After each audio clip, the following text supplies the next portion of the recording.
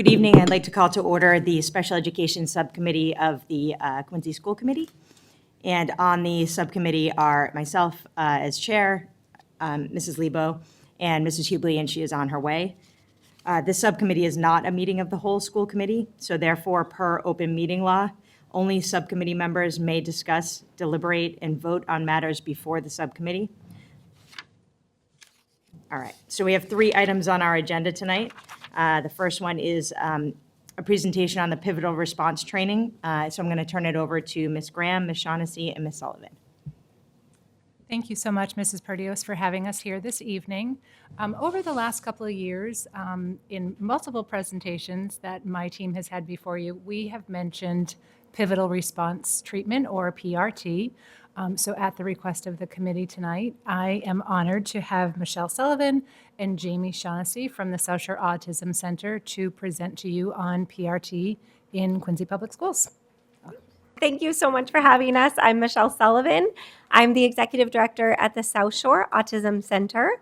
I'm originally from California, and I was trained in pivotal response treatment by my advisor in graduate school. I'm Jamie Shaughnessy. I'm a behavior analyst at South Shore Autism Center. I'm actually homegrown in Quincy, went through Quincy Public Schools, so it adds this extra layer of excitement to be partnering with some awesome educators at RDLC, and super excited to be here tonight too, so thank you so much for having us. And we wanted to start out just by sharing a little bit about how our partnership between South Shore Autism Center and Quincy Public Schools has grown over the years. And it really began about 5 years ago, with supporting some individual QPS students with some one-on-one ABA support. And then that grew from there with some collaboration, really kind of looking at the initial vision for what has now become the DeCristofaro Learning Center, really with Dr. Cristofaro and Aaron Perkins. We were really involved in that initial vision and kind of planning for what that center would look like. And then we went on to do some program evaluations of the CARES program at De La Chiesa, as well as in the pre-K program, as well as the elementary CARES programs at Snug Harbor and Squantum. And then now we have an ongoing relationship in the pre-K program at RDLC. And our BCBA, Jamie Shaughnessy, is doing some consultation there in both the integrated and the sub-separate classrooms in the pre-K program. We're providing direct service for students there in the pre-K program and behavior assessment as well as behavior support. We're leading ongoing paraprofessional trainings there for in the RDLC program, both last year and this year. And then we've also been involved in the Professional Day of Learning last year and this year as well. So we'll get into what ABA, or Applied Behavior Analysis, is. It's an evidence-based scientific approach that uses the principles of learning to reliably influence socially significant behavior. It focuses on improving behaviors and skills such as communication, social skills, daily living skills, academics. And we also take a look at potential barriers to achieving those skills. Barriers can include challenging behaviors. In ABA, we aim to identify the reasons that these behaviors might occur so that we can replace those behaviors with more appropriate skills such as communication, social skills, daily living, and those accessing academics. So what many folks often think of when they see or hear ABA is a clip I'm going to show, and it's a clip of discrete trial training. So in this clip too, just watch for the skill that's being taught and the reward that's selected, and I'll talk through it after. So Reese, what do you want to work for? Play-Doh. All right, we're going to work for Play-Doh. And we're going to work on letters J, F, C, and R. Reese, give me R. Good job, you gave me R. Give me C. Good job, you gave me C. Give me F. Uh-oh. Give me F. Good job. High five. There was a correction procedure without earning a token. Give me F. Good job. You gave me F. Now the child earns a token because he did it correctly. Give me J. Good job. You gave me J.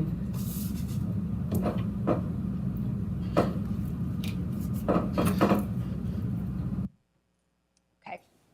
So this child was working on letter identification. The reward was a sticker or a token on a sticker chart. And once he earns each token, he ultimately gets the selected reward, which I believe they said was Play-Doh. And that's contingent upon each correct response. So again, this is a type of ABA called discrete trial training, but what we do is a little bit different.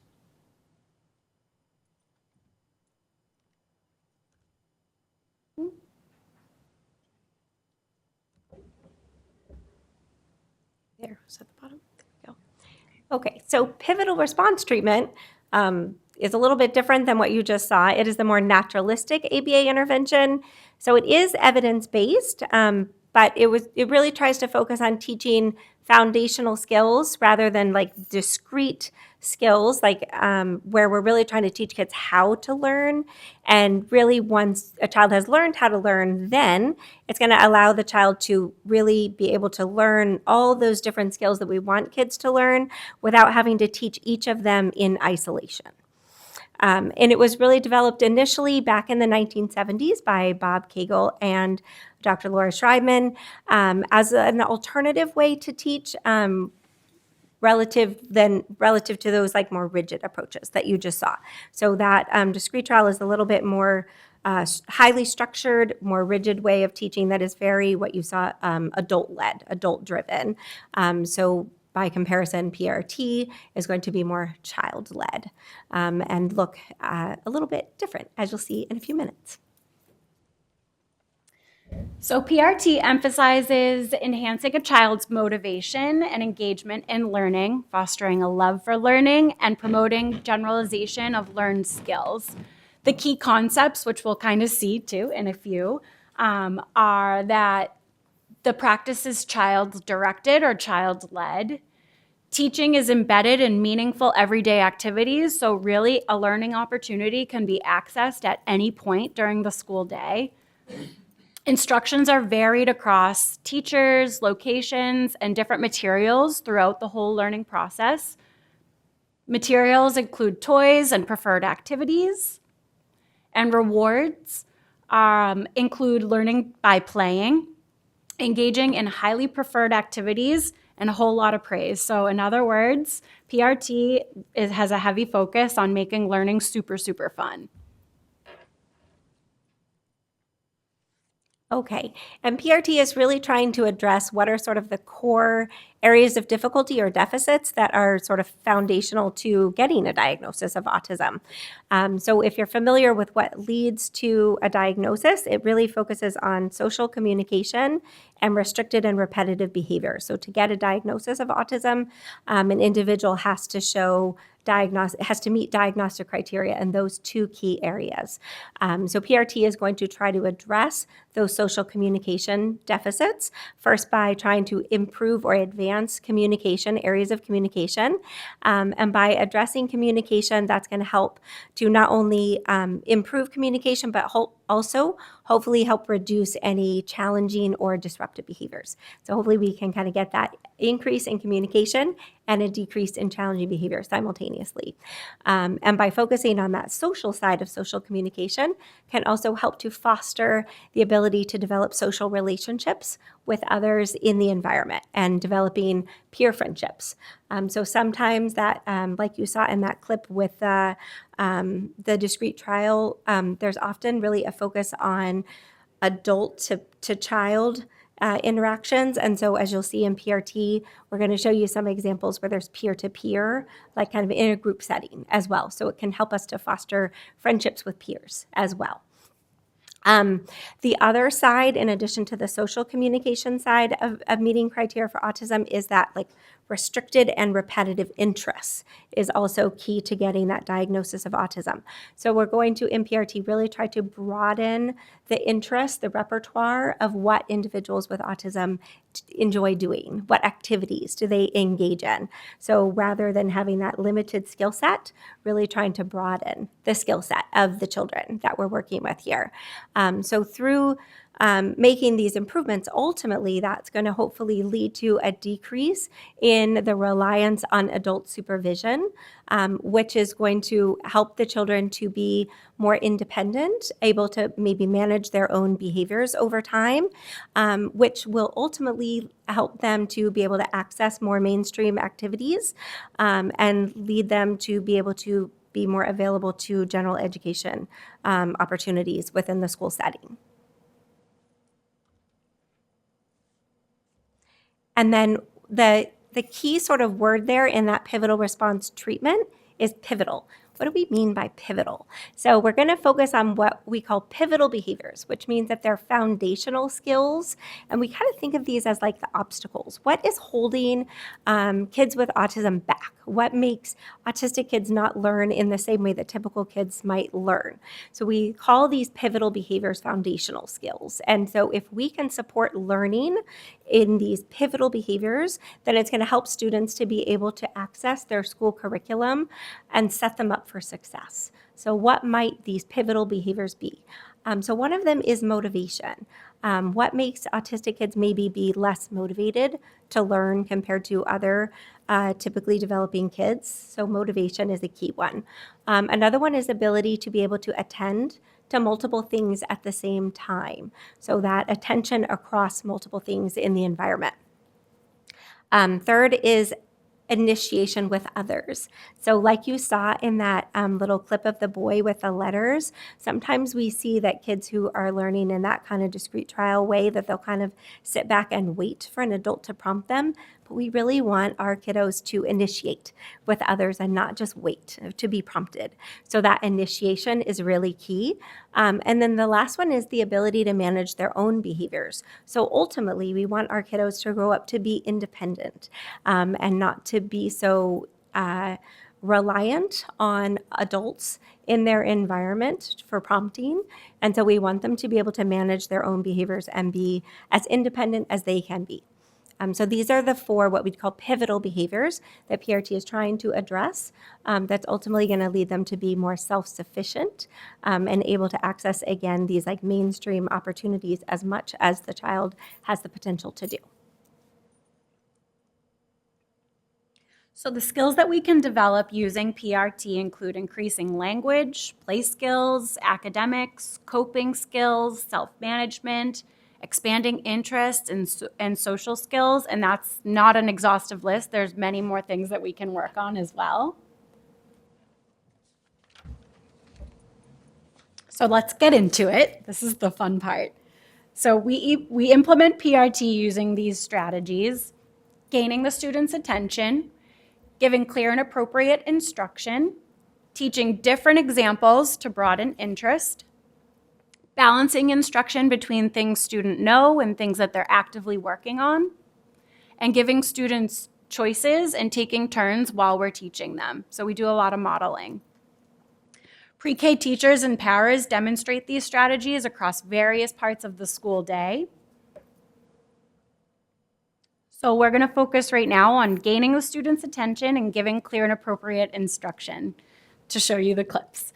So in the following clip, you'll see how the teacher gains attention from each kiddo prior to her instruction. Once she has their attention, she presents a clear and concise instruction to return a greeting, so look for that, and then also to find their name on the board. She also differentiates instruction to each kiddo's level of ability, and you'll see that. It's great. Hi, Haja. Hi, Hannah. Good girl. Come find your name. Where's Haja? Good girl. Haja came to school today. Hi, Leon. Can you touch? Hi, Hannah. Pink. First timer, then pink. Say, hi, Hannah. Hi, Hannah. Can you touch? Hi, Hannah. Good job. Come find Leon. It's fine. Where's Leon?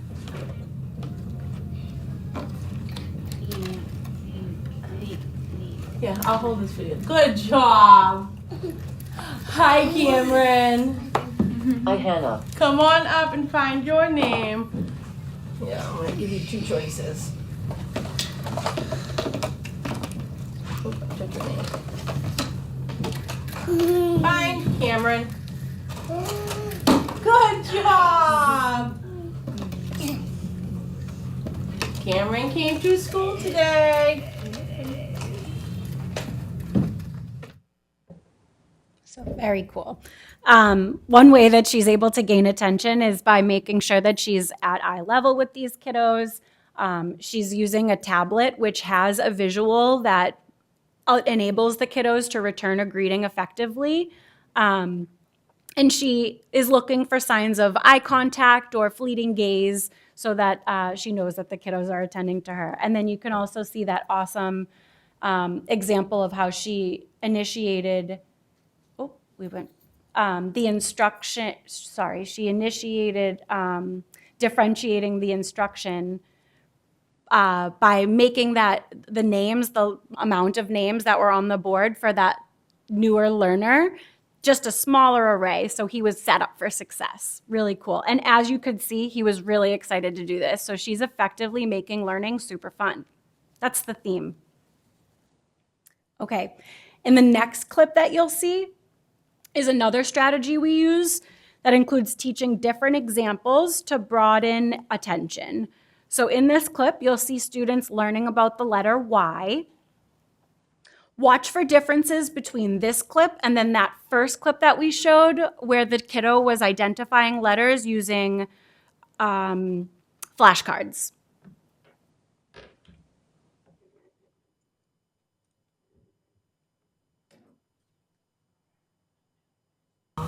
My turn. Yeah, little Y. First, little Y. First, little Y. Big one. Ready? Two. Nice. Nice. Gianna, come sit. Now we're going to talk about our Y sounds. Do you remember all these funny pictures? What was this one? It wasn't a zebra, it was a special snow monster. It's a Yeti. Yeti. Can you say Yeti? And then we have yoke. Yoke. Yardstick. Yam. What's this one? The head up and down. Head up and down is yes. Yummy. Awesome. So in that clip, you can see that the letter Y was posted on the smartboard in the beginning of the video. Kiddos were taking turns making the letter Y using wooden blocks. So they're using their hands to be actively involved in participating in learning how to form this letter in a really unique way. Then they talk about words that start with the letter Y. And at the same time, the teacher's embedding different gestures, expressive language, and listening skills to keep the kids on their toes and keep it engaging and keep them actively participating as well. Beautiful. So another strategy, or a couple strategies here, is balancing instruction between things that students know and things that they're learning, and giving students choices and taking turns. So in the next clip, you'll see instruction embedded within a preferred game that these kiddos really enjoy.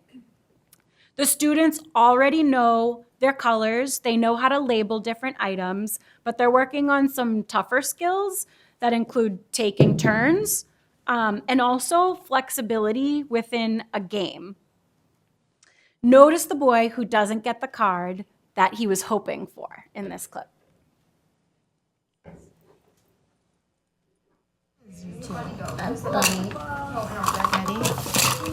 Now listen, we are not peeking.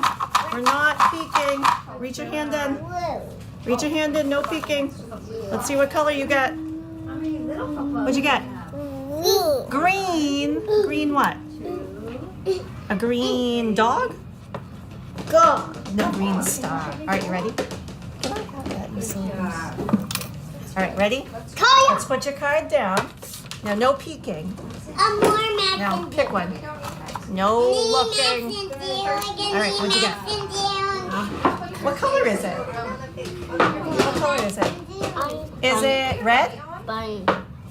Is it red? Well, you'll find the bunny, don't worry. But first we found... What color? Oh, very nice. And it's a blue watering can. We use that for flowers. Hey, my turn. My turn. Look, I'm going to close my eyes.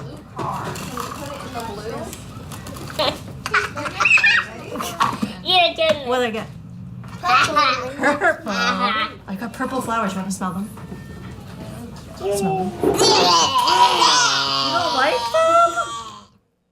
I love this clip so much. So even though this buddy didn't get the card he wanted, he was requesting the bunny. And this teacher knows that this kiddo really enjoys that card and this specific stimuli at this time. But so he didn't get what he had hoped for, but she still keeps the learning happening, keeps it motivating and keeps it fun. And that's a huge key concept with PRT. So once we've started working on establishing skills, we have to reward them in order for them to stick. So by keeping learning fun and motivating, we're able to reward kiddos when they gain new skills. We reward skills, the reward itself is related to the skill that the kiddo is learning. The reward is immediately delivered when the skill is demonstrated. And we also reward attempts. So we reward the kids when we see that they're really trying to achieve a certain skill or demonstrate a certain skill. So remember the kiddo that didn't get the card he wanted on his first turn.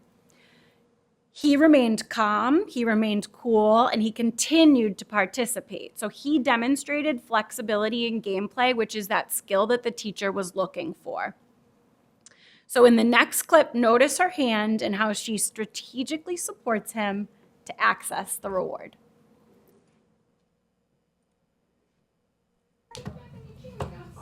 All right. Are we ready? Ready? Put your hand in. Hey! Close those eyes. Close those eyes. Ready? What'd you get? Oh, bunny. What color is it? Bunny. And that one's kind of a tricky color.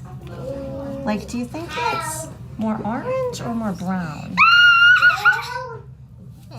You think more orange? I think it might be more. It's not red, you coconut.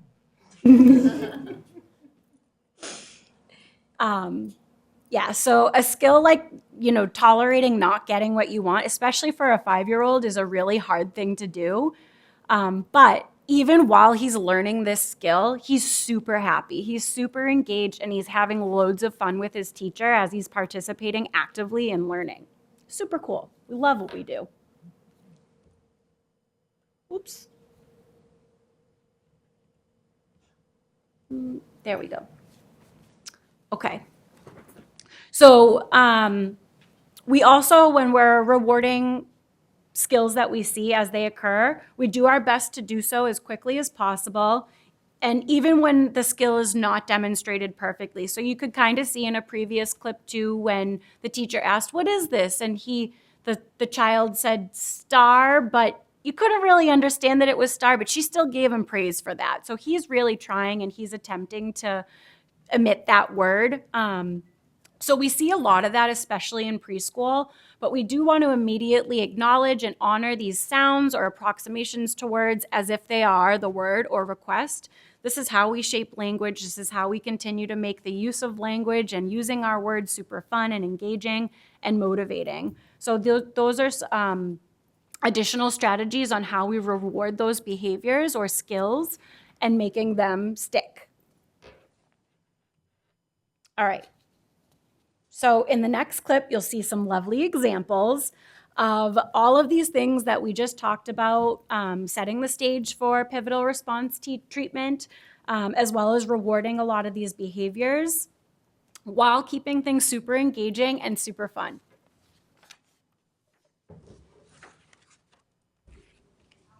Good. And then we need our big line. Yeah. Good. All right. Now if you use this, you can trace. Ready?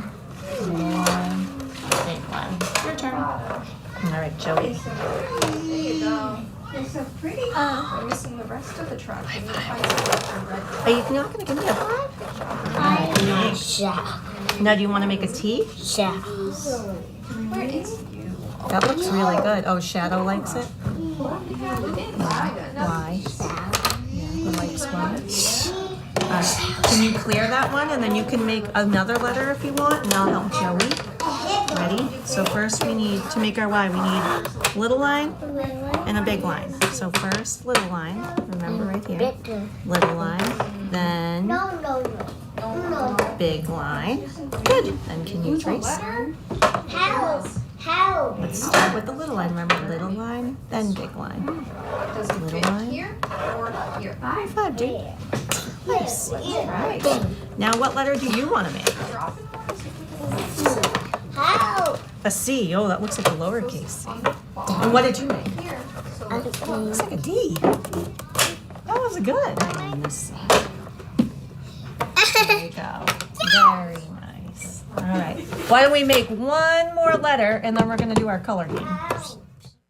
He totally loved the camera. Loved it. It was great. So yeah, awesome clip and awesome examples there. The teacher embedded shared control, or the activity being child-led, giving the child choices on what letter they wanted to do. They had the theme started out with, as they were learning about the letter Y, they continued to make different Y in different ways. So teaching those multiple cues or multiple examples, provided immediate praise, high fives, and again, being super engaging, keeping it fun, keeping it motivating. So if anybody has questions about this, or, we have a little link here. If you're interested in learning more about PRT, you can contact us, but we're so open to any questions too. Awesome. Thank you guys very much for that presentation. Any questions from either of my colleagues? No questions, but I have a comment. Oh, okay. All right. Hold on one second. Turn your mic on. There we go. So it was great to see how much fun they were having and how much they enjoyed it. It was amazing, and I think to see how much you enjoyed it is pretty fun too. But it really is. What a stark difference from the regular ABA to this. I was never a huge fan of ABA, but this is amazing. This really is amazing. It's very intense number-wise. I mean, you can't do it with a crowd of kids. It has to be a pretty small group, I imagine, to get this done well. This type of ABA? So we're actually showing you examples where we're using it in a group setting, whereas traditional discrete trial is usually one-to-one exclusively. So we actually intentionally showed you some examples where we are doing it in a group. So you can do PRT, and there's actually a whole book on using PRT in classrooms, which we've actually modeled our training on, is classroom PRT. It was wonderful to see. It really was wonderful to see, and I'm so happy. I really like it way better than the ABA, but I didn't know why. So I'm really glad you gave us this. Thank you. And we're hoping to sort of help you to understand that this is ABA. It's just a different, it's a different type of completely different ABA than what approach. people typically think of when they think of ABA. Seemed much more rigid to me. Yeah. Right, and this is naturalistic, and embedded into the classroom in a way that we hope feels more, naturalistic and really just part of the everyday activities. You can do it all day long. You don't have to pull children out of the classroom to do discrete trial. It can just be across the day. And his love of the camera was pretty cool too. Because they're having fun, They were having fun. Thank and the you. teachers So too. am I. You can The tell teachers that. are too. Yeah, having a blast all the time. So good to hear. That's who's with kids. So good to hear. They're learning. Thank you. Mrs. Hughley. Thank you. I just wanted to say thank you for the presentation. This is wonderful. Like, echo Mrs. Lebo. This is great. I love the videos with the children. That's why we're here. I mean, that's amazing, and they're so sweet. Oh my God. And your energy is just so engaging. I'm watching you, and I'm smiling because I'm like watching you talk, and it's like making me smile because you're so engaged. It's wonderful to see. Thank you. Thank you. Thank you so much. Thank you. Yeah, exactly the same thing. Just definitely your passion for this and just how much you love it, and you can tell how happy you are that the kids are learning in this way. It definitely comes through. So thank you, and just your work, both of you, on just for autistic kids, not only in Quincy but on the South Shore in general. Just I feel like it's always so important, but I feel like just especially in this culture right now where I feel like different things are coming out that are really hurtful and hard for autistic families of autistic children to hear, and just to know that you're there supporting and continuing to do that hard work for our kids, and just knowing that, you know, it's absolutely worth the investment that we're putting in, and they're just getting much more self-sufficient in those life skills that are going to help them succeed. So I appreciate all your work and all your time too. Thank you. So thank you for being here tonight. Anything else? All right. So we'll end item number 1 for our agenda tonight. And so item number 2 on our agenda is an out-of-district update. And I believe we have Ms. Graham and Ms. Leary for that.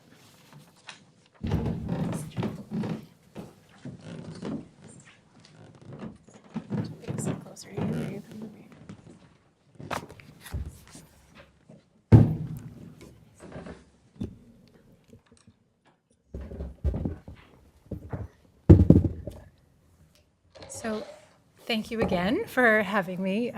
It's kind of hard to follow that, but definitely not nearly as cute as those little pumpkins. And I reiterate the relationship we have with South Shore Autism has really grown and developed, and they truly are partners with us. And we value the work that they do every single day in supporting our students. And as you can see, the way Jamie was tonight is the way she is every day when we see her. So it's pretty fantastic.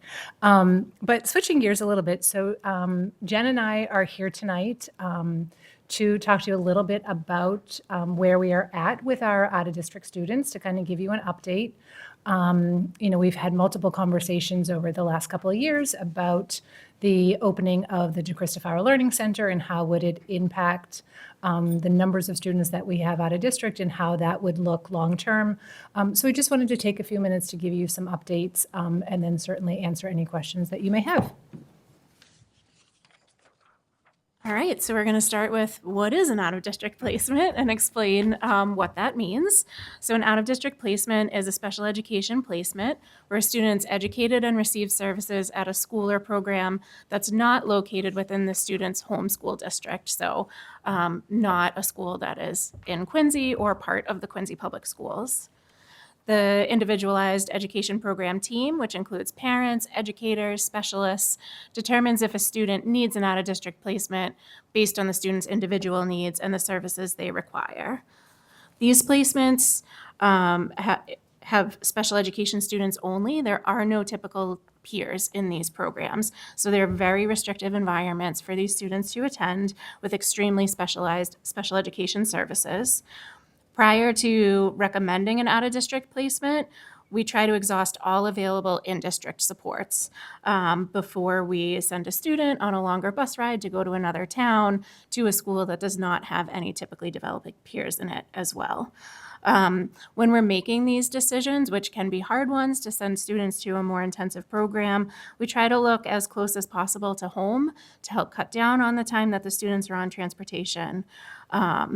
And we require consent from parents in order to change student placements. So either to begin attending an out-of-district school or return from an out-of-district school, we need parental consent to do that. When the student is placed in an out-of-district school, the district, so we in Quincy Public Schools, are responsible for ensuring that the student's IEPs are appropriately implemented by the school program that they are attending. This is a list of all of the out-of-district schools where we currently have students attending. There are more in Massachusetts than this. And the number that you see next to each is the number of students that we currently have enrolled in those schools as of March 1st this year. All of these different schools, there's a long list here, they have different areas of focus that they specialized in. So for example, schools such as Higashi or the May Center, the New England Center for Children, Melmark, all focus on students with autism. The Beverly School for the Deaf and the Learning Center for the Deaf focus on students with hearing impairments. Schools like the Kennedy Day School focus on students with significant medical needs, and it's affiliated with Franciscan Children's Hospital. So when we're looking for out-of-district placements for students, it really depends what needs they have, which school we're going to look at. As you can see here, South Shore Educational Collaborative is by far our largest population of students from the Quincy Public Schools. We have 61 students enrolled there. A collaborative program is a public school program where public school districts join together to develop programming to help support students with more intensive needs. So we are a member district of the South Shore Educational Collaborative, along with other towns on the South Shore that work together to build this community program to help students who live in our area. We have so many students there because they have several different programs that address different needs. So the community school supports students with significant medical needs. The mini school supports students with autism. The Quest program supports students with social emotional needs. And these programs, depending on how each one works, can run from age 3 all the way up to age 22. Yeah, so that's kind of a summary of the programs our students are at right now. So the numbers that you see on the slide are the numbers that we pulled from the Aspen Sims report as of March 1st every year, starting in 2020, all the way up to what we are projecting for 2026. For 2026, we are projecting a number of 143, which is pretty darn fantastic. This is based on our current students, with 3 additional students that Quincy will become fiscally responsible for as of July 1st. And what that means is those students have already moved into Quincy prior to April 1st, and then Quincy does become fiscally responsible for them as of July 1. The students moved into Quincy already with an accepted placement at a district school, so we cannot change that. It's important to note that between 2023 and 2025, we had 10 students move into Quincy Public Schools that already had out-of-district placements as their accepted placement on their IEPs. 2 of those students were students that were previously at residential schools, one of which is the Boston Higashi School that does have an annual tuition of $297,540, and the other was at the Evergreen Center, which has an annual tuition of $335,986. So when we're talking about our out-of-district costs, it's really important to note that there are many opportunities that we don't have any control over. That's over $500,000 of students that moved into Quincy with that tuition bill previously attached to them. And then what I want to also point out to you are what our numbers at the RDLC and how that has impacted our out-of-district numbers for the district. So as you can see for school year 2024-25, we currently have 48 students at RDLC in grades K through 8. We are projecting for next school year 25-26 that we'll have 54 students. Some of those the difference is that there are obviously a handful of students that RDLC is the proposed placement for students that are currently in either our pre-K cares or our elementary cares, that the teams have determined that those students do need a higher level of need, a higher level of support, and that they will be transferring to RDLC for September of 25. I also wanted to give you some examples of some of what the tuition rates would be for students that had similar profiles, a similar level of needs. So for example, as Jen mentioned earlier, the South Shore Educational Collaborative Mini School, they have an annual tuition of $83,699. In addition to that, there's an average cost per year of about $40,000 for transportation. So for one student to attend the South Shore Educational Mini School, would be a tuition of $123,699. For students that would potentially attend the May Center, their tuition is $254,000, again, with about $40,000 in transportation, for a total cost of $193,254. Or students that could attend the Melmark School, which is another one of our programs that supports children with autism. They have an annual tuition of $150,257, again, about $40,000 in transportation, for a total cost per student of $190,257. And then when we look at those numbers for 2025, 2026, of those 54 students, about 30-ish are students that are in kindergarten through grade 3.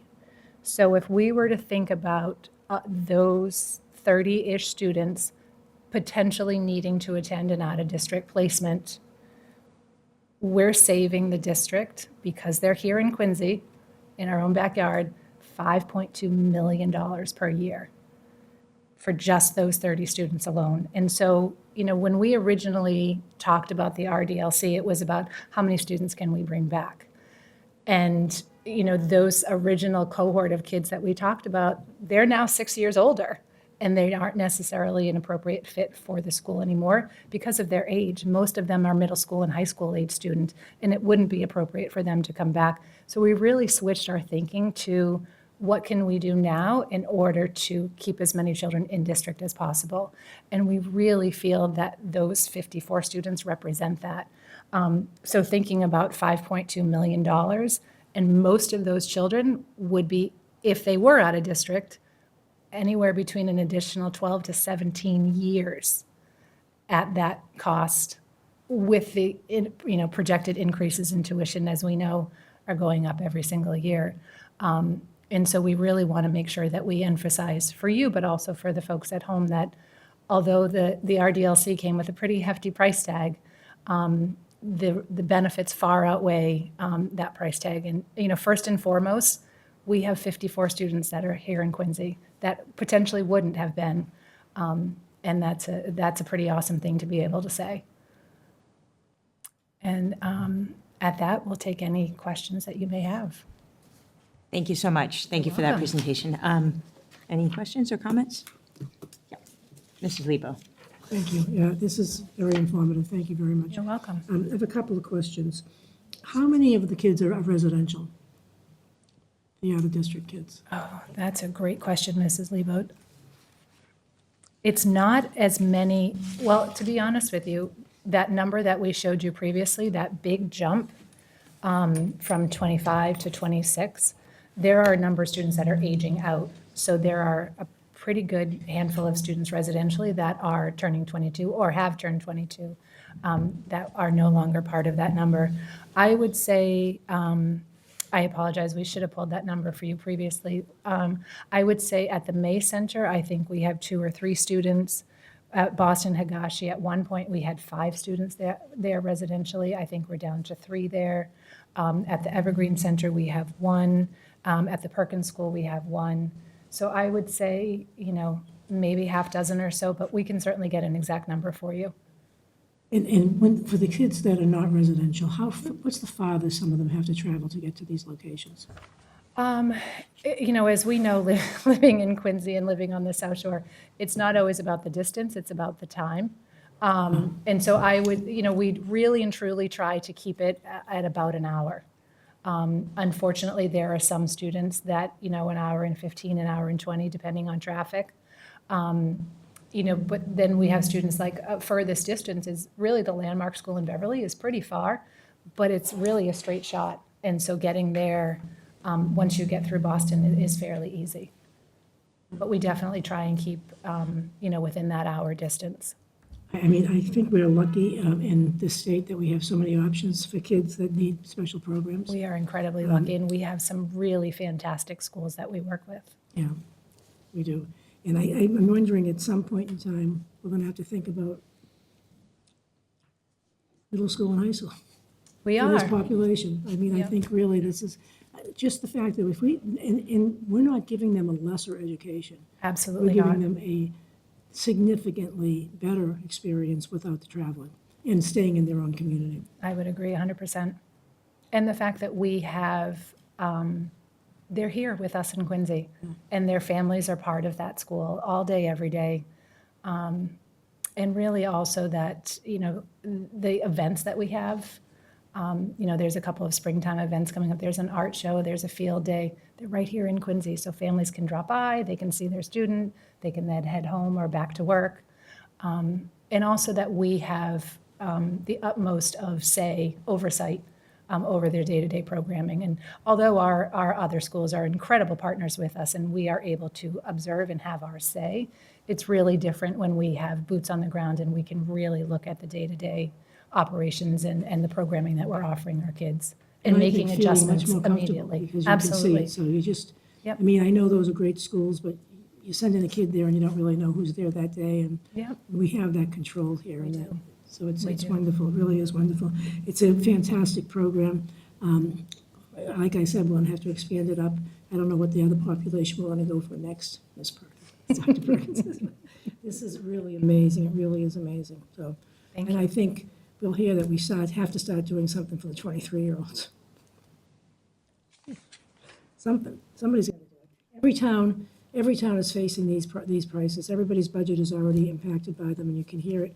Every time you read the newspaper, you can see it, that the out-of-district tuitions and transportation costs are killing the students. We're certainly not going to get any relief from the federal government. Right. Now, I don't know if the state can help more. I know they try. They do try. Well, thank you very much. You're welcome. I think we had about 10 students last year who were residential. But that was just a quick Thank you. breeze through the list while you were talking. And that's a significant difference in tuition, right? Yes, very much Give so. me one Yep. place, what the tuition might be at residential. Okay. May Center's probably. Yeah, the May easiest. Center is a good. Yeah. Yep. Thank you. This is the state list of all the tuitions, so it's long. So the May Center for the day program, this current year is $153,054, and for the residential program is $318,254. So it is a pretty significant difference. Katie just mentioned the New England Center for Children. The day program there is $156,000. And they have 3 different levels of residential that range from $312,000 to $455,000. So it is a pretty significant difference for day versus residential. Thank you. Thank you both for this. I'm really glad to see this data, and thank you for putting it all together. Couple questions for you. How many of that, so of the 54, you said a significant number would be out of district? If you had to guess sort of how many do you think we could have kept here versus how many we would have sent out? Do you think it's the whole 54 we would have had to send out, or I wouldn't confidently say it's the whole 54. I would comfortably say it would be at least half, if not 3/4. Yeah, so that 30 that you mentioned is probably kind of Yes. conservative, on the Yes. conservative number. That's great. Yes. Definitely, that's what I think people sort of need to know, the savings that, even though we're not pulling people back, we never really intended to pull them out of a situation that was really working for them. It was more just an opportunity to come back if families wanted to. But I think not only the cost savings, but keeping those 54 or 30 to 54 kids in Quincy, like you mentioned, with the opportunities we have here, and just feeling more a part of QPS, and just, less time sitting on a bus for those kiddos, and their families being able to participate more during the day if they have to work. So that's I think it's fantastic. And do you plan, so 54 K to 8, is the plan to follow them? Is the plan to grow it as they go, sort of to Mrs. Lebo's point, is the plan to follow them through the high school years, or what would that plan be? So when we submitted the application last year through the Department of Ed, we started to kind of already scaffold what that could potentially look like. So right now, we don't have any 8th graders, so it's kind of a non-issue for next year. But in thinking forward, we do have a handful of 7th graders that ultimately we would like to keep them and grow the program as they grow. And so because we already have the approval, the adding additional classes for high schools is a fairly easy process. And the woman that we use at the Department of Ed has already given us the documentation that just one step at a time. Okay, that sounds great. And obviously, you'd be looking for opportunities to bring those kiddos into the, the high schools or something if they could handle that, but this would just be if they couldn't. Right, okay. That's fantastic. Thank you guys for putting this together. You're For the welcome. update. Excellent. All right, anything else on those? Oh, okay. Oh, no, Anything? good. Okay. Thank you. Thank you. And just moving on to our last item on the Special Education Subcommittee agenda, I'm super excited to have Sarah Wood come on up to give an update on the Quincy Special Education Parent Advisory Council, the CPAC. It's a group of parents that put their volunteer hours and with their own time constraints with their own kiddos to help Ms. Graham and her team do the best we can for these kids. So happy to hear your update. Thank you for being here. Yeah, thank you for having us. Sorry, this is going to be a quick one. We're at the end of the year. We're building onto our programs to end our school year. We have, sorry, I feel like that just got really loud. We've had a great year. We've had a number of parents start to join, a good amount of parents start to join us, especially from the younger grades. A lot of preschool through third grade, we've seen a big uptick of parents. And we've also started to see some of the parents of older students start to participate a little more. I'm working on that one. But it's been a good year. And I have to say, the first thing I want to say is we really need to thank Mayor Koch, who has supported us a lot the past 2 years. And he has been providing us with funding to do some of these programs that we are working really hard to start to initiate within the city and really start to promote more things for our students to participate in, more chances for inclusion, more chances for participation, and more chances just to have their own individual programs to do within their city.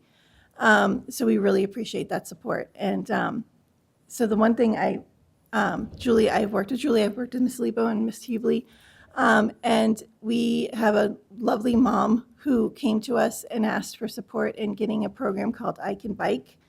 And it's a great program. I know tons of parents who love it. They say their child learns to ride a bike within a week. And to me, that's amazing.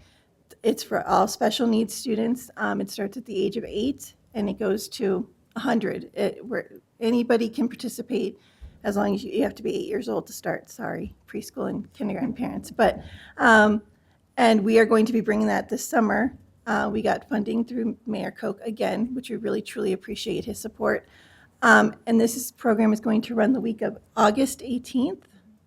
And we'll be sending out information in the next, hopefully, 3 weeks or so, but it will be at the end of the summer. And the one thing I want to say is anybody who thinks that their child could use this, I'm telling you, it's a worthwhile thing. Riding a bike is one of those basic fundamentals of childhood, of adulthood, of teenagedom, middle schooldom. My son is an avid bike rider right now. And I think it's such a great skill for these kids to be able to get out with their families, to be able to get out with, and friends, and just go and ride your bike and just have a little bit of freedom and a little bit of time.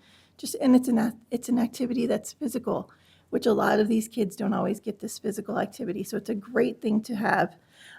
So we will be sending out information coming up. The one thing I will say, any teachers out there, if you know kids who you think might benefit from this, sometimes parents are a little hesitant because you may have a kid who just struggles with different things. My son is one of them. He struggles with physical activity. He doesn't like it. And 2, motor skills are not the best. So we hesitate to do stuff like this, but I feel like this is a great opportunity for him to really get some one-on-one and hopefully learn some really great skills. So any teachers out there, if you think this might benefit your students, start talking to parents, giving them information. It's a limited number. I think it's 40 students can participate. So it is going to be a first come, first serve. And it's also going to be, you have to commit to the full week. If you want to participate in this program, you have to be able to say that you can be there Monday through Friday. It's a 75-minute time limit per group. So we would need those kids to participate for 75 minutes every day for 5 days. That's the way the program works. So truly, we would love for people to participate, but please be aware of these constraints because we want everyone to have the chance. So if this is successful, we hope to bring it back maybe in a couple of years, like try and do something every couple of years. We'll see what we can do. But so this is the big program we've been kind of working on through the winter. The other thing we have coming up, we have a great presentation in May. I'm just going to mention it real quick with a special education lawyer who goes through the A through Z's of special education law for anybody who has issues that may need some support or just wants to know the information, because sometimes you don't realize the things that you need support on, especially as the kids get older. Things like guardianship, things like Social Security, all of those things that become important as your child gets older. I'll say for myself, I've had to contact someone just because we were denied Social Security for my son, which I still am boggled by, but we're trying to work on how that we can appeal that. But these are the kind of things that as a parent, you're just kind of like slogging through over and over, and how is this supposed to work? But so he will be there to discuss some of these issues on May 27th. That'll be going out on our website and through all of our social media. And then finally, lastly, June 7th, we are having our end of the year celebration where we invite all of our special needs kiddos to come out. It will be in the parking lot behind the Learning Center. We have bouncy houses, we have face painting, we have all kinds of fun stuff. The kids had a great time last year. It was a huge event and we had a great time, so that will be coming up too. But we've had a really good year, a successful year. There are things we want to work on and things we have coming up through the pipes that we want to see happen, but so far we feel pretty good about how the year has gone. And parents, I will say for the Learning Center, we have heard nothing but good things. So I have heard no issue. Everybody loves the program that are in the program. So it's definitely a success. Yeah, thank you so much. Oh. I am so excited about the I Can Bike program. I know that Mrs. Hubley and I reached out to the company when we heard about it, because we heard about it because it was in Hingham, I think, a couple of years ago. Yeah, it was in Hingham, and Beth, Fian, sorry, I always blank on her last name. Beth Fian came to us and asked about it. Her son Sammy, she wanted to get him involved in it. So that's where it started from, and that's kind of what pushed this through. It's so exciting, and Kathy and I, Mrs. Hubley and I actually went to the mayor and said, we can't ask the district to pay for this. I mean, we can't spring this on them, and he's all covered.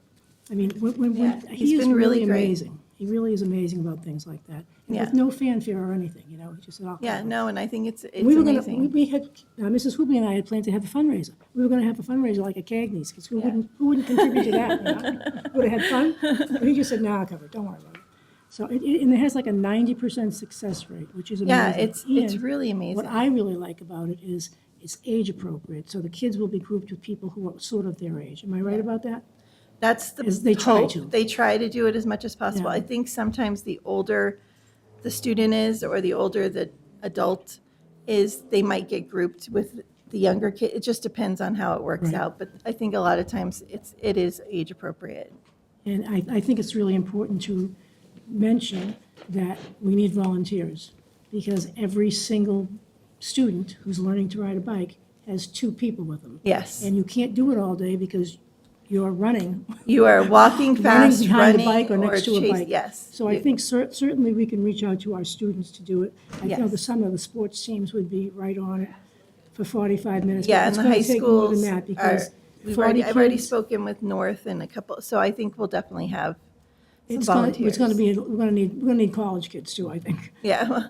40 Sadly, kids. most of them, that's actually, my daughter is going to be a freshman, and she moves in that weekend before the bike program, so she won't be here. She's my photographer. She's the one I would have taking pictures, but we will be moving her into college that weekend before, so a lot of them will be leaving, so we won't have the college kids. But the high schoolers need the hours, so it's definitely And the teams too, the worthwhile. teams love to do stuff like that, even the teams that are in season, they Yeah. can take 45 minutes out of a day, whatever it is. Well, and they're running around. They're getting their exercise. Right, it's training, it's conditioning. Yes. I know I couldn't do it for 45 minutes, but I plan to volunteer and do anything else they need. I'm sure there's something, I can take attendance or something. Yeah. I'm not gonna run with the bike. You take pictures for us. Like I said, can I'm do that losing my too. photographer. So, I can do that too, but I am so excited about this, and especially, I think there's a new gentleman that's working part-time at the city and part-time at the park department. Yes, Matt Lowe. Matt Lowe. Matt Lowe, yeah, and I met with him too, and he's looking for things to do in the city, and I mentioned to him about older kids. And I said, you need to get things that, you can have them for the younger kids too, but if we're gonna have something, you can't be putting 8-year-old kids and 18-year-old kids in the same event. yeah. And he It- understood that, so hopefully he'll be coming. It's in. one of those things where I think for a long time it was kind of just not thought about because you just thought you're giving them an opportunity, so Yeah. it doesn't really. But now as we start looking at inclusion and how we're giving them this idea of being able to be themselves and be around other people. And my it's just son- respectful. My son is going to be 20 years old next week. He is a tall kid. He's a big kid. And if he walks into a room and there's a 5-year-old there, that 5-year-old is of no interest to him and probably will annoy him more than it will help him. So he needs to be with his peers. And I think, I love everything that we have. I love Buddy Ball. I love Top Soccer. I love everything, but I think there's always room for improvement. And things like that could use the improvement of just maybe giving them a little gap with the ages. I think it's respectful. I do too. I think it's very respectful. I think it's important. So I'm thrilled about that, and it's great to have Matt Lowe on board. I think he's going to do some great things with us for all of our kids in our community. So thank you very much. Oh, thank you. Mrs. Hubley. Yeah, I was basically going to say everything that Mrs. Lebo just said. I'm so excited about the program. I think it's going to be fabulous. I'm so glad that we were able to get it off the ground and that it's going to take off, and I know it's going to be amazing. Yeah. And I was also going to elaborate on how we are going to need a lot of volunteers. So Yeah, that is like going to definitely. be a huge thing. So hopefully the sports teams do come forward because that's going to be it right there. We really need the volunteers. So, Yeah. Thank you. Thank you. Thank you. And just to add to my thank you for all the work, again, your group does as parent volunteers, sort of helping us, the amazing job that Ms. Graham does already, but just adding on to that, some supplemental support and ideas for that is fantastic. And also, you guys have your support group too, so just families are able to even use you as not only a resource, but also Yeah. having that support, time for support and I just will social say time. that has become a very big, very popular thing in the past, actually since the beginning of the school year. Our caregiver support group, we actually had one at the beginning of April, and we actually did a hybrid where it was in person, but also we gave the option to virtually come into it. And we did it at the Learning Center, so we had the big screen. So if you were up on the screen, you could see everything that was happening. And we had babysitters, so we had kids in the other room who were playing with my daughter and another mom. And it was we had a good amount of people show up, and they want the support, they need the support, they want to be able to ask questions or just talk. So we're going to be looking to extend that and maybe create more opportunities for that. So that's definitely in our wheelhouse right now. Yeah, so we so appreciate that. And did you want to mention the CPAC website or any way that families could get all of Yes, this you can stuff? go on our Facebook page, our website, which of course I don't have in front of me right now, but I know it's like it's quincycpac.com. But you can look us up on Facebook, and we also have an email. So if you send us an email, we will add you to our email list. And we send out information all the time. We are constantly sending out emails, letting people know about things coming up, events or other ideas of things that we were going to be doing. So, and I'm just going to say, we have 2 of our board members who are leaving us at the end of this year. And so we are looking for 2 new board members. But Emily and Darlene have been part of our group for the past couple of years and have been really significant in us building up this board. So we are losing them this year, and we're very sad, and we're going to miss them, and we appreciate them so much. So we want to just thank them for everything they have done the past couple of years to support the movement of CPAC and seeing it get bigger and better. So. Yeah, thank you. Thank you for mentioning them and for all their work, and I'm sure they'll stay involved anyway. Oh, yeah. But thank you very much to you and your group and Ms. Graham. And I think with that, we'll adjourn the subcommittee, the special ed subcommittee tonight. Thank you. Thank you.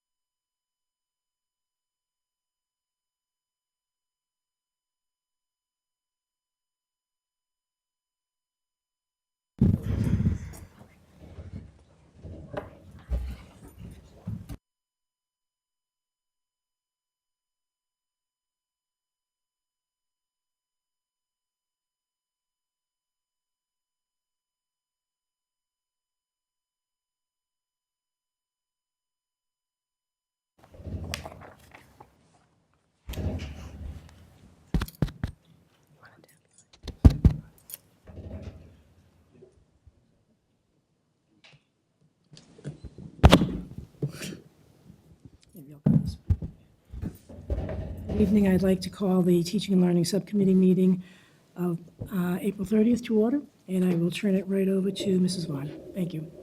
Thank you. Hello, everyone. Thank you for having us. I'm Bridget Vaughn, Coordinator of Literacy and ELA K-8, and I'm joined by Miss Abby Nazaro, one of our wonderful 8th grade ELA teachers at Central Middle School. I also want to mention that in addition to Ms. Nazaro, there are several other educators and students that have contributed to the content of these slides. You'll hear from Spencer Matthews and Victoria Cronin, two of our middle school reading teachers, as well as students from Broad Meadows Middle School. And you'll see examples and photos from many literacy events throughout the district, some of which include you. So thank you for participating and supporting our literacy efforts. Tonight's presentation is about why the texts we choose for students to read are so important. We'll aim to show you how text shapes students' experiences, growth, and understanding of the world. Literature, as we all know, is a powerful tool. It builds empathy, fosters self-awareness, and helps students connect to a wide variety of experiences. At Quincy Public Schools, we work intentionally to offer students a wide variety of texts throughout their education. In the core curriculum, students encounter texts that are part of structured lessons and thematic units. For novels, we have a thoughtful approval process that ensures selections are academically rigorous and culturally inclusive. Texts also serve as both mirrors and windows, mirrors to reflect students' own experiences, and windows to introduce them to new perspectives and cultures. Additionally, classroom libraries allow for independent book choice, giving students autonomy and encouraging a love for reading. It's essential that students have access to both assigned and self-selected texts because it fosters independence, curiosity, and a sense of ownership over their learning. The goal is to provide many various pathways to literacy, ensuring that every student finds a book that resonates with them, challenges them, and helps them grow. So how do we choose the texts that we use? Choosing what students read is a deliberate and thoughtful process. We closely follow the Massachusetts Department of Elementary and Secondary Education, DESE, ELA frameworks, which guide the skills, standards, and expectations at each grade level. Implementing the Massachusetts text selection process ensures that we apply best practices when adopting new materials. We use this process over the past several years to choose, roll out, and implement the new core curricula in grades K to 5. In the Implement MA graphic at the bottom of the slide, you can see the 4 different phases of choosing high-quality instructional materials in the colored circles: learn and prepare, investigate and select, launch, and implement and monitor. Each phase allows for feedback from all stakeholders, ensuring that we have all the information we need and are confident in our curriculum selection. We also seek out grant opportunities such as GLEAM, which stands for Growing Literacy Equity Across Massachusetts. Grants like GLEAM provide crucial funding for bringing in new texts and high-quality instructional materials that might otherwise be out of reach.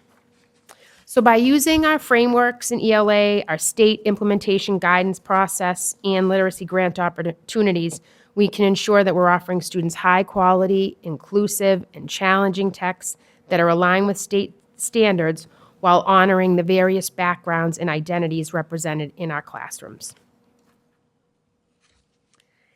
In addition to frameworks and grants, we have several evaluation tools that help ensure quality and cultural responsiveness. Curate, which stands for Curriculum Ratings by Teachers, involves real educators reviewing instructional materials for rigor and inclusiveness. We also consult Ed Reports, an independent nonprofit that evaluates curriculum programs based on alignment and usability. Tools like the NYU Culturally Responsive Scorecard help us assess whether texts accurately and respectfully represent different cultures and communities. The Reading League's curriculum evaluation tool ensures that literacy instruction builds foundational reading skills, and while Common Sense Media provides insight into age appropriateness and potential sensitivities. So by cross-referencing multiple sources, we ensure that texts we select are not only educationally strong, but also affirming, diverse, and developmentally appropriate. So in grades K through 5, students engage with a rich and varied selection of texts. We use decodable readers to build early reading skills through systematic phonics instruction. Informational texts introduce students to the world of nonfiction, helping them learn how to read for knowledge and inquiry. Fiction trade books, high-quality, age-appropriate stories, spark imagination and emotional connection. We also introduce students to novels, poetry, and plays, exposing them to different genre and styles of writing early on. Incorporating this variety is critical because it teaches students to navigate different text types and genres while also developing comprehension strategies, critical thinking, and a love for literature. Through all these formats, we prioritize diverse voices and experiences, helping even our youngest learners to begin to see the value of multiple perspectives.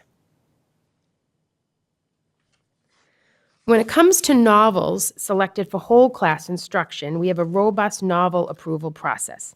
Teachers proposing a novel must provide detailed rationales explaining how the book meets curricular goals, developmental appropriateness, and cultural responsiveness standards.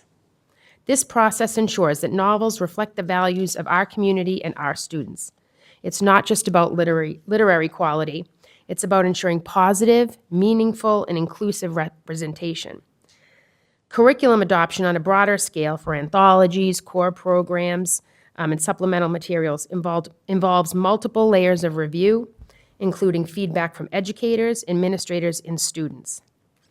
Also, for a little over 20 years now, in addition to my work here in Quincy, I've been teaching writing and children's literature courses as an adjunct professor. This helps me to articulate the why behind effective literacy practices. It enables me to more confidently coach K-8 teachers, support curriculum decisions, and advocate for high-quality, culturally responsive literature in classrooms. In addition, in January of each year, I'm able to join the ALSC, the Association for Library Service to Children. They have open meetings where they review and identify the best of the best in children's books, recordings, and other digital media for ages 14 and younger. So ultimately, our goal is to build a collection that's rich, inclusive, and powerful, a collection that reflects our commitment to educational excellence and equity for all students. And so now I'd like to share a video with you where Mr. Spencer Matthews, one of our grade 6 reading educators, shares, how this process works.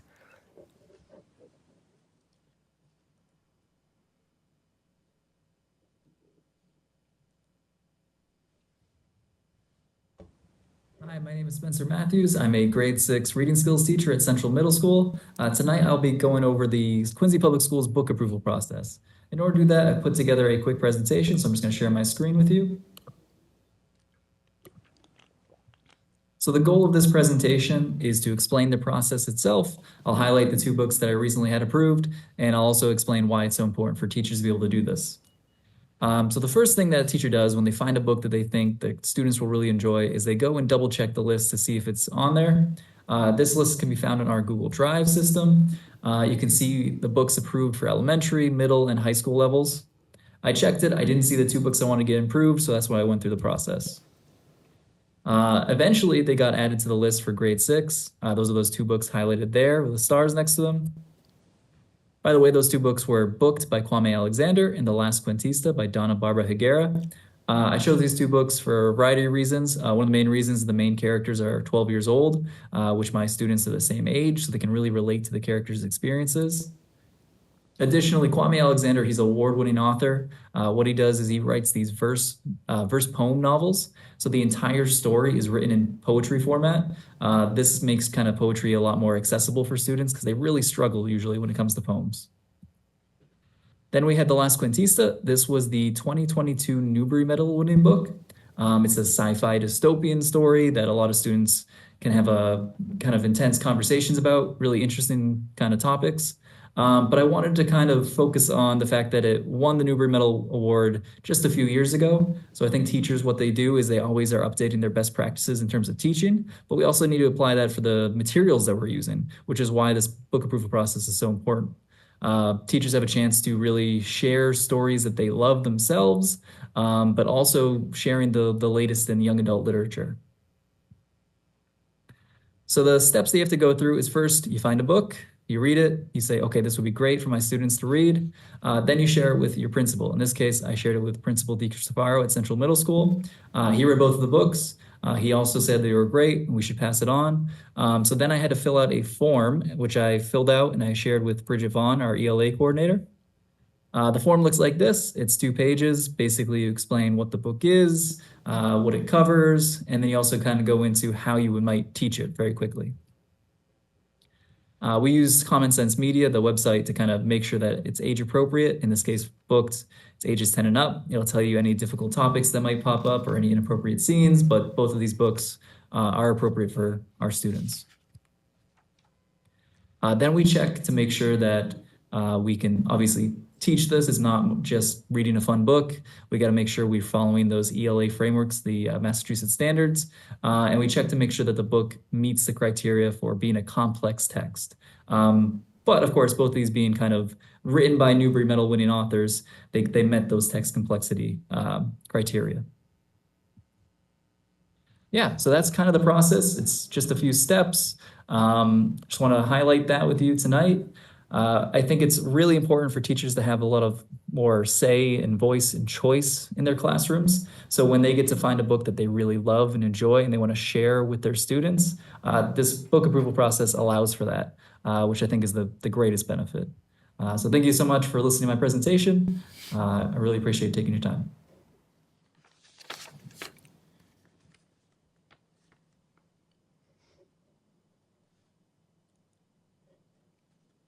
That was Mr. Matthews, and I know he spoke sort of quickly, but that was because I put him under the gun as far as like make it a brief video. So I'm happy to answer any specific questions about that process afterwards. So literacy isn't just about what happens inside the classroom. It's a celebration that happens all year long, all across the district. We honor National Poetry Month each April by encouraging students to read, write, and share poetry from different cultures and traditions. In early May, I'll be attending a local author event featuring New York Times bestselling authors Kwame Alexander, which was one of the authors actually that Spencer Matthews mentioned, and Jerry Craft at Belmont Books. You may recall that Jerry Craft visited with us virtually a few years ago when we had the graphic novel New Kid as part of our One Book, One School initiative. These two authors have recently paired up and have a new hybrid illustrated novel coming out May 6th. So I've invited teachers to this event, and I'll be purchasing some copies for us to review. Author visits bring real-world connections to students, giving them a chance to meet the minds behind the books they love. Events like Read Across America Week and Raising Multicultural Kids emphasize the importance of daily reading and celebrating the diversity of our nation's readers and writers. Programs like the United States of Readers from Scholastic provide free books to promote equity and access. School-wide literacy celebrations such as reading challenges and themed events create a culture where reading is not just academic, it's joyful. And you can see some of that joy through the photos on this slide. On the top right, you see Mayor Koch reading to students as a special guest during Read Across America Week. I also added some photos from events with some award-winning authors. Author Jan Brett read from her new book to many QPS educators at the Massachusetts Reading Conference last month in Newton. Author Jerry Pilata read to students at Clifford Marshall during the United States of Readers kickoff event. And author Sylvia Louis shared one of her books virtually during World Read Aloud Day. And speaking of World Read Aloud Day, I'm going to turn it over to Ms. Nazaro to speak more on that. So this past February, I was able to schedule over 12 different authors to come to my classroom virtually on World Read Aloud Day. So we had 2 different authors from Europe, and the rest came from all different parts of the United States, and they were able to Zoom in. I had 6th graders, 7th graders, and 8th graders. I invited the whole school to the day, and it ended up being an awesome afternoon. I've done it for the past couple of years now, And we were able to use the auditorium. We put them up on the big screen. The kids were able to see them. They were able to see the kids, which was awesome. So the students were read excerpts from whatever book the author was generally trying to promote.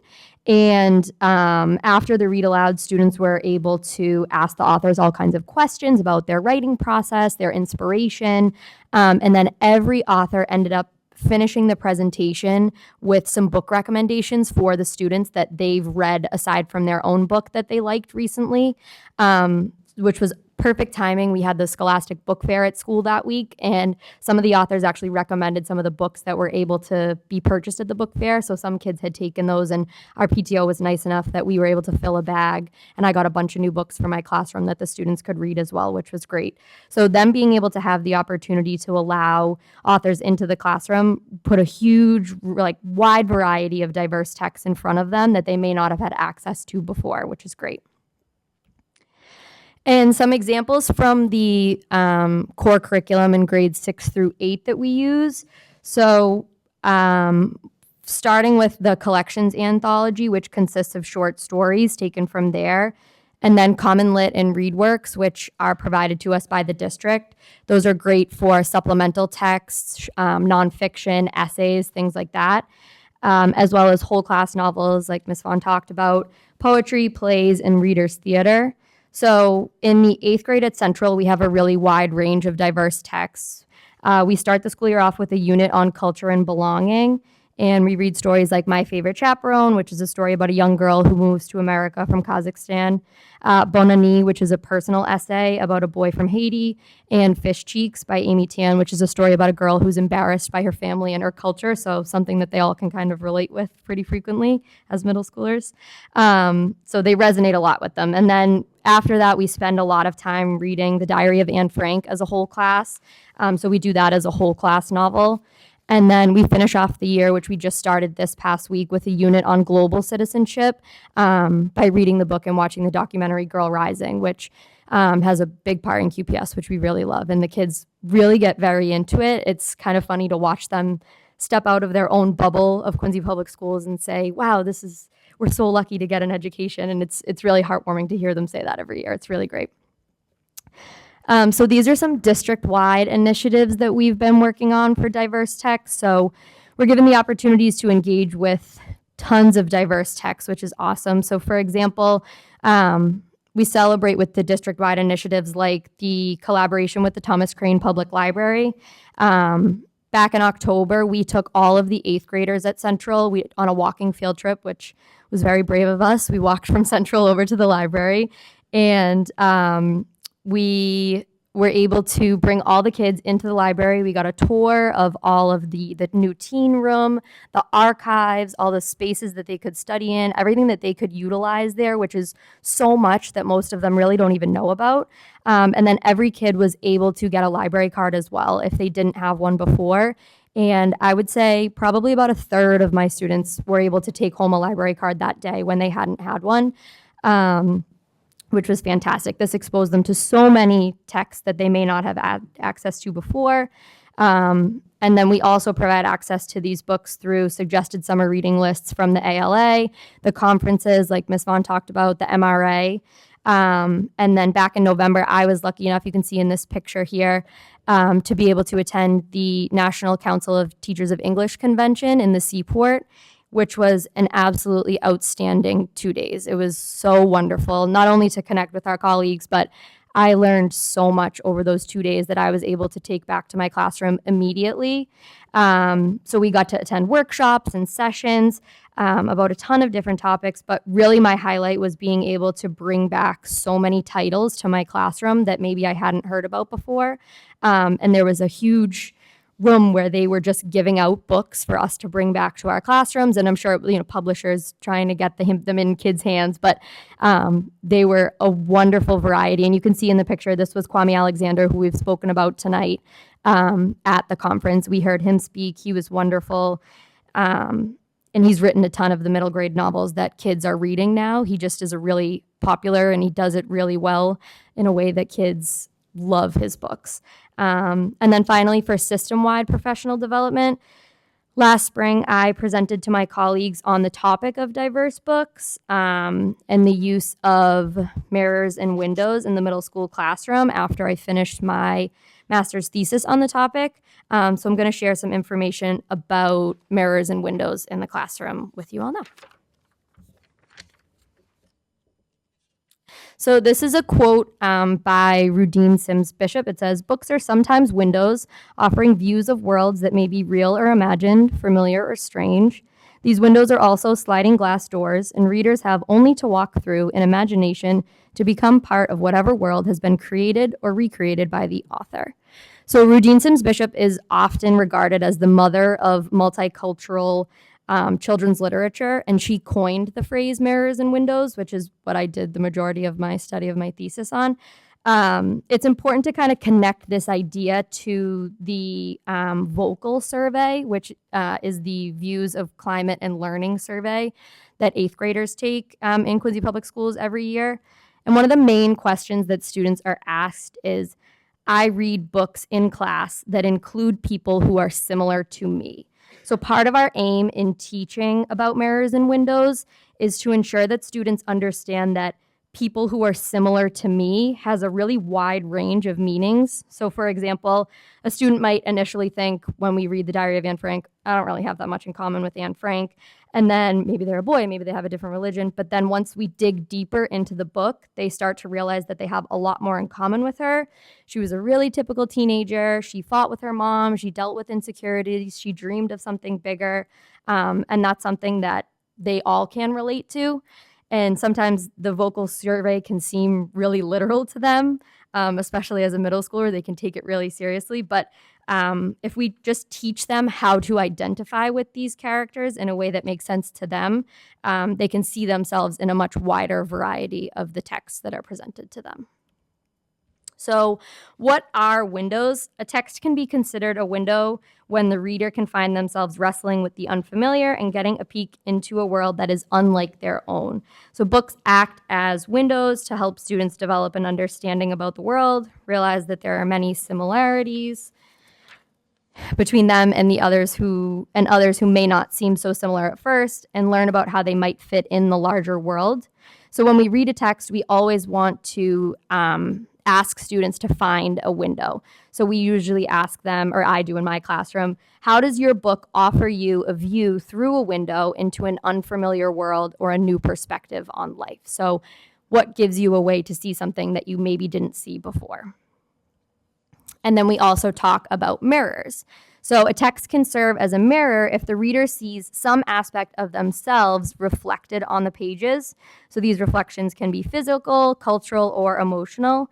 And physical reflections prompt students to see themselves maybe in the illustrations of a picture book or in the narrative of a novel. So cultural reflections invite connections between readers' experiences, maybe their families, communities, values, traditions, language, religion.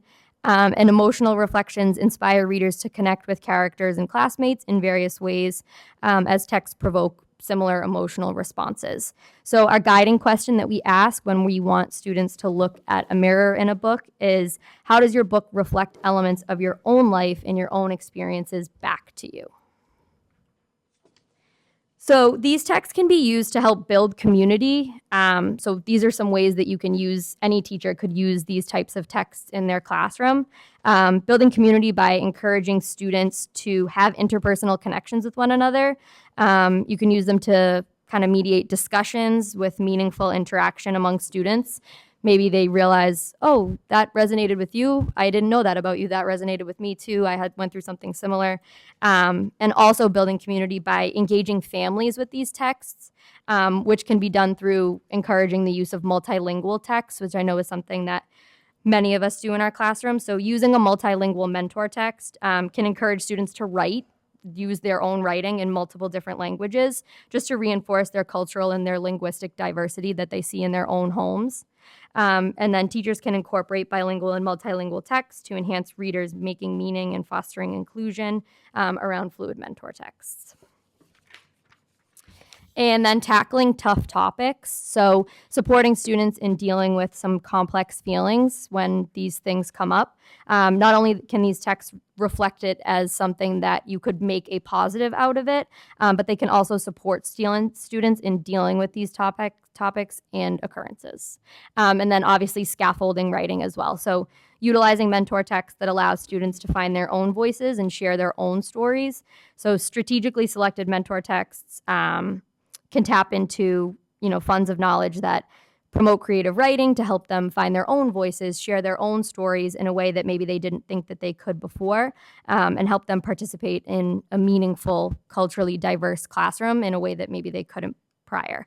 So in this way, the writers simultaneously learned about writing skills while also centering the identities of their classmates in a way that maybe they hadn't seen them before.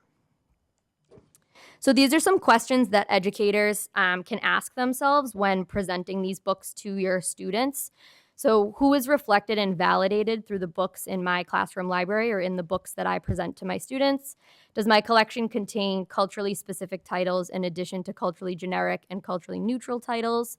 How are the characters humanized? In what ways are the characters multidimensional? Do my books match my student population and the society in our community? And then these are just some of our major takeaways. So students should be able to see themselves represented in the texts that are put in front of them. Student identities are complex and texts should allow for a variety of connections. Mirrors and windows allow students to build both empathy and sympathy. It's important to review and audit your classroom library in a way that supports all students. And then allow for accurate representation of students in a way that celebrates joy and centers joy. Sometimes these texts can be, like I said, a little tough, sometimes they just get a little down when they're reading them. Sometimes the Diary of Anne Frank can be tough to teach to 8th graders. So also including books that do center some kind of joy around their culture. And then as educators, just being vigilant about how we choose novels for whole group and individual purposes.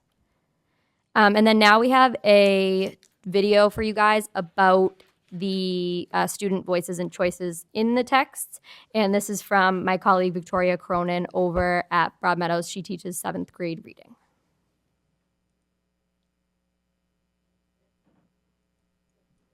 My name is Victoria Cronin. I teach grade 7 reading at Broadmeadows Middle School. We start every day the same way. Students come into class, they take out their choice novels, and we spend 10 minutes in silence reading. Students can read whatever they want. The book can come from home. It can be on their Chromebook. They can listen to audiobooks. On the Sora app, we have an amazing classroom library that's been donated over the years that students have a diverse selection of authors and topics that they can choose from to read. I'm Kate May in 7th grade. My favorite book from middle school is probably The Red Pyramid by Rick Riordan because I like magic and mythology. I connect with the chapter books I read because most of the characters in the chapter books are around my age, so I can empathize with a lot of the situations that happen in the books. I'm Ty Lee, and I'm in 7th grade. My favorite book to read in middle school is Stamped by Ibram X. Kendi because it gives an interesting perspective on the world. I connect with a lot of the chapter books I read with being able to learn new things with them. It's more rewarding to choose these books because I'm able to challenge myself with the reading level. My favorite book for middle school is New Kid by Jerry Craft because it was the first book that I read in 6th grade and it allowed me to explore more genres. I connect to the chapter books that I read because they have the same experience as me or they're probably in the same age range as me. I find that reading short stories and plays and poems, that's where I'm giving them the text, but when they're able to have their own choice and have a voice in what they're reading, that's really where the growth happens.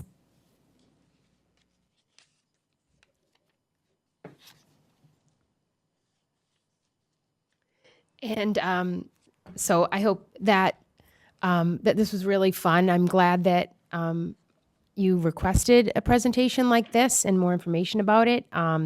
You can see that many of our students and teachers You can hear it, you can see it in their voices, hear it in their voices, see it on their faces, about how amazing it is and how many opportunities we do have in the Quincy Public Schools for them through books.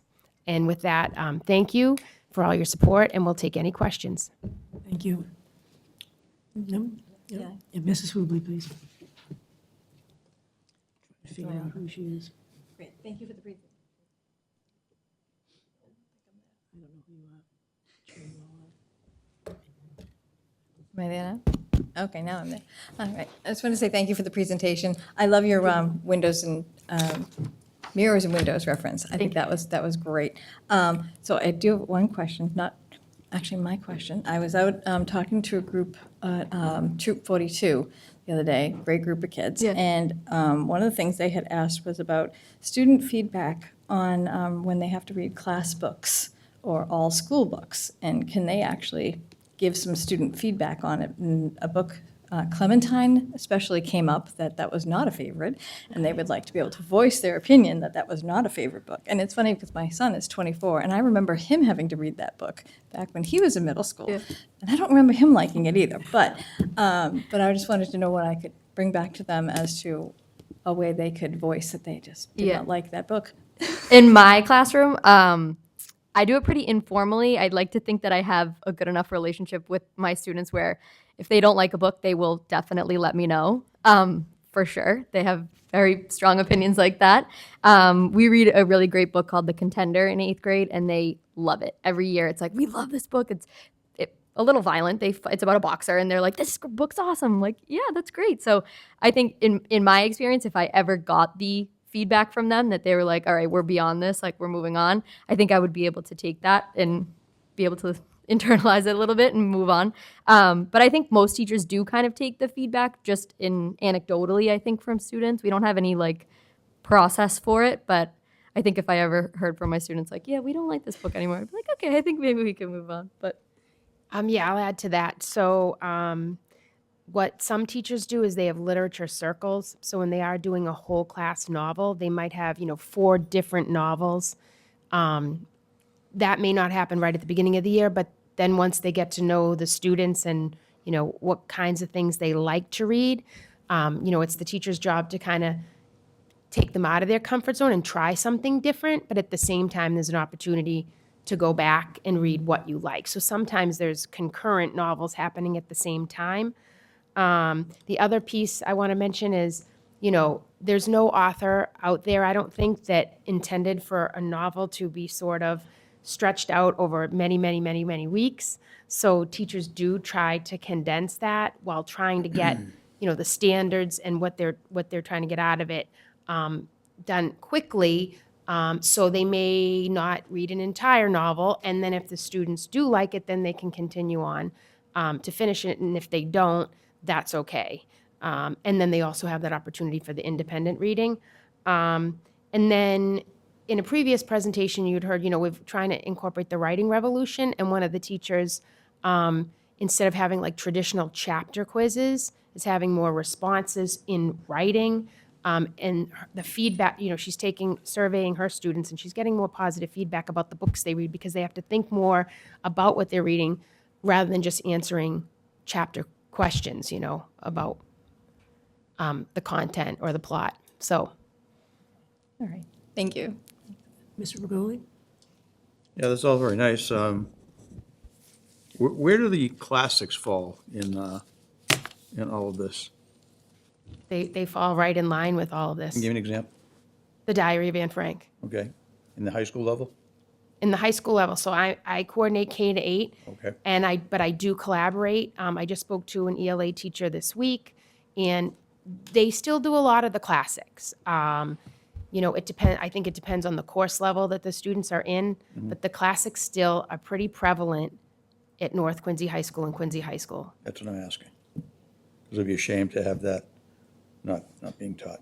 I will say, I look at the list pretty frequently of like the approved novels, and the high school is very picky about those are theirs, a lot of the classics, and they're not willing to give them up. For a lot of like To Kill a Mockingbird used to be regarded as an 8th grade text. Now it's a high school text. But I think they spend a lot of time like dissecting it at that level, which is the difference between like maybe 8th and 10th. But I know at Central in 7th grade, some of the students read Animal Farm and Lord of the Flies as well. So those are two classics that I know are being taught at the 7th grade level. I remember reading Great Expectations in grade 10, and I wanted to pull my hair out. And I succeeded. I know The Great Gatsby is still at the high school level. They do more Shakespeare, whereas Midsummer Night's Dream is introduced in grade 5. So some of those classics are introduced on a smaller scale or in an abridged version in younger grades, and then they can get into more depth when they get to high school. At the elementary level, when I used to teach, I used to assign a list of Newbery Award winners, and the kids would choose from those books. I remember one young man in 5th grade chose The Jungle Book by Rudyard Kipling. He's teaching at North Quincy High School now. I bet. I mean, that is a challenging text. Yeah, and he got through it and wrote a great report. So I just think it's important for them to have exposure to those, and I'm glad we're still doing it. Oh, yeah, and we still have Charlotte's Web in grade 3 great. as sort of one of the first novels that everybody reads, and it's, a book full of animals. How can we relate to the animals? But every child can relate to one of the animals in that book. It's just about the exchange and the discussions that the teachers have with the students. Thank you very much. You're Appreciate welcome. I have just a couple of questions. So on this, thank you very much. This was really, really helpful. How we choose what text we use, that list, that's used for the whole class stuff. Is it also used for the choice books? If somebody wanted to bring a novel in as a choice book, how do they get that? Yeah. So that process that Spencer Matthews was referring to, that's for whole class novels. Some of the other books on the list there, when he has to go and check, some of the books on the list that are on the checklist from other grade levels may not be used as whole class novels. For example, we have hundreds and hundreds and hundreds of picture books in elementary level that may have been made into novels in middle school. And that would be okay to use in some circumstances, but we still have to go through the process because some of these books are made into movies and the movies aren't appropriate. So for whole class novels, we really have to be careful because once it gets on that list, that means it's accessible for anyone across the district. One of the other pieces that he didn't mention is that now with Google, I can hyperlink what a teacher sends to me as far as what might be a little bit of a touchy subject or whatever, and there's a section on there, it was highlighted about how would you as a teacher handle this. Maybe you send a letter home to families in the beginning, or do you know who are the people in your classroom, right? And what have they experienced this or have they not experienced this, and we don't want them to. So if there is anything like that, it can be hyperlinked in there now so that if a teacher says, oh, this is on the list, they don't just pick it and then they can run with it. They can read about how to handle these types of situations or discussions if it comes up, which has been really helpful. But for classroom libraries, that we rely on Common Sense Media for that. I mean, sometimes, like The Last Quintista, that said 10 and up, I believe, on Common Sense Media. That means the content is appropriate for that. But the reading level might be far above that and more appropriate for middle school. So I do like that site because it gives reviews from parents, from students themselves. But, if a student, and I may be giving you a long-winded answer, I'm sorry, but if a student has a certain issue and a parent asks, we want to be able to have access to other books that a student might need individually for something that they're dealing with or that they're interested in. So that's a little bit more flexible. I don't know if you want to add to that. So I also do choice reading. I call it independent reading in my class. But so my students, it's one of my goals for the year is for them to build their reading stamina because the reading stamina sometimes just by the time they get to middle school can be really low. So I start off with 8 minutes a day at the start of the year, then we go to 10, then we go to 12 by the end of the year, which they do pretty well. So I let them bring their own books. I do send home a permission slip before that says, your child is choosing this book. I would like you to sit down and discuss with your child what book they are reading. And parents are usually great about it. They say, okay, this book is okay with me. And I usually at open house and at parent-teacher conferences say, you know, it would be wonderful if you could maybe discuss the book that your child is choosing, because they could have gotten it from the library. They could have gotten, you know, if they could have just picked it up off a shelf at home. So I just say to them, what's okay for your family might not be okay for another family. So I really just put it back onto the parent and say, what you know your child best, and what's okay for them to read is really up to you. If I see something that I'm like, I don't know, like a serial killer book, I might say, send an email home and say, hey, I saw that so-and-so was reading a book about serial killers. I just wanted to make sure that this was okay with you. And usually the parents will get back to me and say, yeah, they were interested in that, or yeah, maybe I'll have them pick a different one, just as an example. But not that that's never happened, but if it did. Get books from Right. anywhere on their own, you know? Yeah. And parents are usually very receptive to that. And I always say it's causes for good conversation. What did you read about in your independent reading book today over the dinner table or something like that? So I think for the choice books, you're getting to the mirrors and the windows too, because we don't. And I agree with you. Sometimes the kids don't understand that question. We've talked about that a million times, the MCAS question, but it still is something that we're dinged with every year. So I love the fact that we're talking about mirrors and windows with kids and having books in the classroom like the culturally responsive teaching. No, what is that? What is that group that's in some of our schools? Oh, Raising Multicultural Oh, the Raising Kids. Multicultural Kids, yeah, absolutely. Yeah, that's really wonderful. It really is wonderful. I just have one question, though. What if a parent doesn't like your whole book? Have you ever had anybody ask you to reconsider a book? Yes. I have not. Bridget might. Yeah, I mean, it's come to me as a teacher and in my role now. And so, you know, we have a discussion about it. We are not in the business of making anybody upset with reading. We want kids to love reading. There are so many books out there that we can teach. So if someone is upset, usually it's just a non-negotiable. We just don't do it. If it's a whole class book that everybody Even else- if it's a whole class book. Yeah, I'm not, I mean, if, I don't know, I think if you had really gone through all your process here and decided this was a great book for the curriculum and one parent didn't like it, I don't know that I would. but if they have a rationale, we have so many others to choose from, luckily. You know what I mean? I want to value them. I mean, there are so many other books if I have to teach, or you have to teach theme or, different points of view.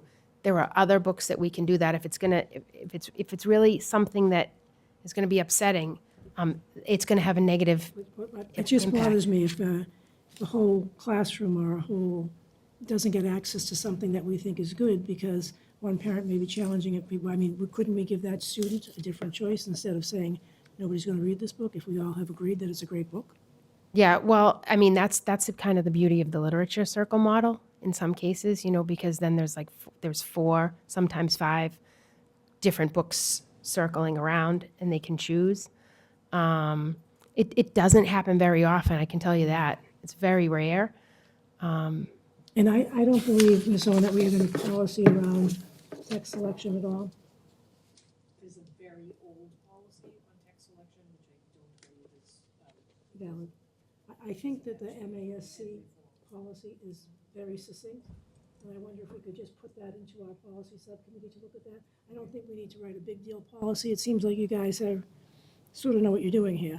But I do think that if there's a policy in the book that's old, we should update it with what's current in the MASC, which I looked at and is not very, it's not really going to hold your feet to the fire about anything. I can say that the form that Mr. Matthews mentioned in the video, that used to be sort of basics about standards, ELA frameworks and standards, right? And text complexity. That has changed quite a bit. I mean, he went through it pretty quickly, but it's an in-depth process. I think in some ways, when a teacher reads a book or wants to bring it, or a student brings a book and says, can't we do this as a whole class? And then you kind of have to go through the process. You say, I don't think that's worth it, So that's why it doesn't happen that often. Yeah. I'm also a little concerned, and I understand the rationale, that somebody brings a book in about serial killers, and they're sitting next to my 6-year-old who's reading, something really gentle. I might be a little concerned about that. But so Yeah. it's a little difficult thing to balance too. That's in I generally don't have them share too much about their independent reading books with each other. Only have to like if they present have, on it? yeah, exactly. If there's a title that I've read, I'll share that with them that I think might be good for their age. But in general, I try to have them just because I know what's okay for one might not be okay for another. I've actually said you cannot bring that book to school. And that was it, yeah. Mr. Regoli. Kathy, Clementine is a darling book. Well, these, Just two quick ones. I like it. For our special education students, do they have access to books on tape? Yes. They do? Okay, Yes, good. absolutely. And then what Ms. Nazaro was talking about with some of our supplemental materials for excerpts with Common Lit and ReadWorks, students can be reading about the same content, but maybe at their appropriate reading level. So we have access to that. That's good. And then, we used to have, way back when, again, time set aside during the school day. It was called Dear Time. Drop everything and read. Is that what you're talking about? That's basically what I do in my classroom. Yeah, they come in for the first 8, 10, or 12 minutes, Right. and they just sit down. They know they come right in, sit down, take out your independent reading book. Yeah, we used to do it right after lunchtime, which is perfect, because it would just settle them down. So I'm glad to hear that. That's great. Thank you very much for your presentation. Thank you. Thank you. Thank you both. Motion to adjourn? Mrs. Hubley? We're gone. Thanks, everybody.